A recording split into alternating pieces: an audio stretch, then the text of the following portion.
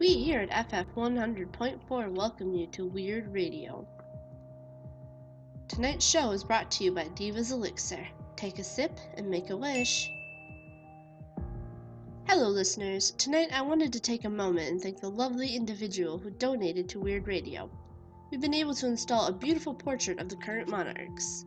Just kidding, we picked up more equipment. Over the past few months, the Blue Moon Tavern has undergone a transformation. What used to be a charmingly rustic pub has become an opulent black marble temple. Informed that this temple was erected in place of the previous bar and deemed as new and improved. Personally, we wonder why people feel the need to fix something that isn't broken. But whatever floats your boat, am I right? In light of this, we've created a list of things to avoid if you decide to risk it. And let's be real, Consequentians aren't really known for their ability to step back from a dangerous situation.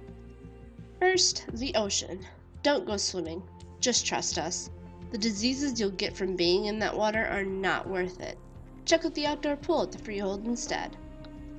Second, the runes. We're about 95% positive that they're keeping the beach clean, so don't disturb them. Third, the moat. We're not sure if the builder just likes old-style castles or is a dramatic-ass hoe, but it's kind of nasty. Whoever is in charge of keeping it clean has clearly been slacking and needs to get on top of that mess. We have half a can of lemon pledge if you need some supplies that we would be willing to donate. Last but not least, some patrons have felt as though something is siphoning from them. We urge you listeners to be cautious. In our previous show, we reported on the red doors. We have an update from Seer Marina. After extensive research, these red doors with the black T on them seem to be gates that have manifested in the physical world. Many members of the Consequence community have mentioned that they are experiencing dreams featuring these doors. Seer Marina urges those that have been having these dreams to reach out to her and her team in the Autumn Court to discuss them.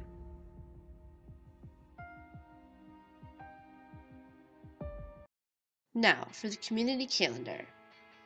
This Friday is the Day of Strife. It will begin at dusk, just as the War of Roses did 9 years ago. This holiday festival is held by Grandfather Thunder and Marilyn Thunderfist, King and Vanquisher respectively, to commemorate the day the freehold went against Skin and Bones. The battle lasted a week, and we emerged victorious. To celebrate, the Day of Strife will feature contests of strength, wits, feasting, and games until dawn. Saturday marks the fall equinox and the transfer of the crown. The Harvest Festival will begin at sundown to welcome the new season and the bounty it will bring. The Crown Forger has assured us that this year's crown for the King of Ash will be superb. The Summer King, Grandfather Thunder, will pass power to Jack Crow once more this year, allowing us to usher in the dread power of autumn. Next Tuesday is the Community Sinclair Picnic on Sinclair Island. The Sinclair family invites everyone to attend as they enjoy the last summer blowout of the season. We'll also after barbecue, cocktails, karaoke at 6 p.m., and fireworks will send summer off with a bang. Don't forget to enjoy the tiki bar and be careful of the dinosaurs. Blue Lark, Spring's social coordinator, invites everyone to attend a party next Thursday night on the Spring Court levels. Local favorite, the Badlands, will be playing until midnight. Drinks, carousing, and games will happen all night long. Today's traffic report is brought to you by Nellie's Apparel. Nellie's Apparel is the place to find your outfit for any occasion. Need that perfect little black dress? Nellie's got it. Looking for a tux that will knock the whole room dead? Visit Nellie's Apparel, open daily in the Merchant Circle. For appointments and fittings, call 1-666-8943. Traffic seems to have straightened itself back out since the arrival of the blue squares. Accidents in the Tulip Bloom intersection have reduced from the uptick of 70% down to 40%. While this is remarkable, we urge our listeners to keep utilizing their seatbelts. We've also been informed that starting at 12 p.m. tomorrow, the fleet herd of centaurs will be crossing over the Griffin Interstate Highway, so expect traffic to be backed up and plan ahead. Listeners, we're getting reports that the blue squares have moved. These squares have been hovering in the air above the intersection for quite some time now. Someone on the scene is saying that they have opened and something is coming out of them. Now a bright light. Hello? Ma'am? Hello? Are you still there? Ma'am? Hello? Well, listeners, it seems the call must have dropped. Man, these Atco helophones aren't made like they used to be. More in the blue squares next time as the story unfolds. Or we get our caller back on the line, whichever comes first. Now, on to the weather. The ice storms continue to make their way across the continent. Many have made the correlation between these and our unusually long seasons. This may very well be, but until we see the evidence, we will remain unbiased.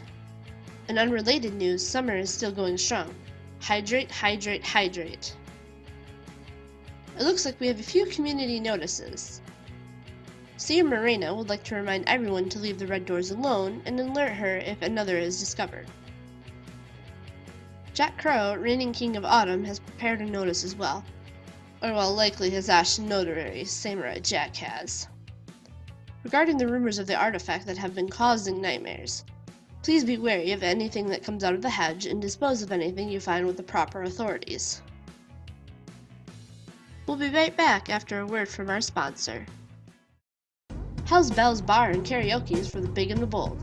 Haunt the glamorous halls of this beautiful karaoke bar. Sing your heart out and be who you've always wanted to be. Open daily with extended weekend hours.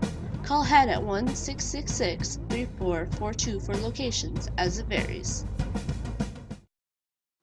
Last time we were on the air, dear listeners, fairy dust had only just begun to be cleaned up off the streets. This drug, aptly named for its green powdered texture, no longer seems to be in production. There have been no new cases of users in several weeks, and several previous users have been released from the Emerald Healers Rehabilitation Center, created at the behest of Queen Briza. We were able to have the Verdant Queen give us a statement. She had this to say. It is truly unfortunate that this happened. These people preyed on ours knowing full well it could cause irreparable harm.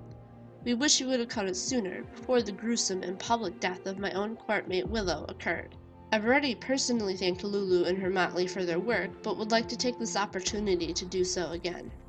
My only regret is that we were unable to help those that were consumed by this terrible drug, whose names we may never know. I would also like to extend the promise of our rehabilitation center. Whatever the addiction, we will help you. We also have an update regarding Anastasia Greywillow and Cascade. Both stood accused of developing a drug that put the changeling community in danger. Alistair Lockwood, the Lord of Inhospitable Chambers, has deemed them ready for judgment. The Council of Winter's Touch, led by the Duke of Truth and Lies, sat down with these two accused and judged them guilty. They will serve a year and a day, including community service. After such a time, the Duke and the Council will revisit their sentencing and judge them once more. Stay tuned for Sin is Grace's new hit, Dangerous. And remember, listeners, butter is just a milkshake, and beware the hedge.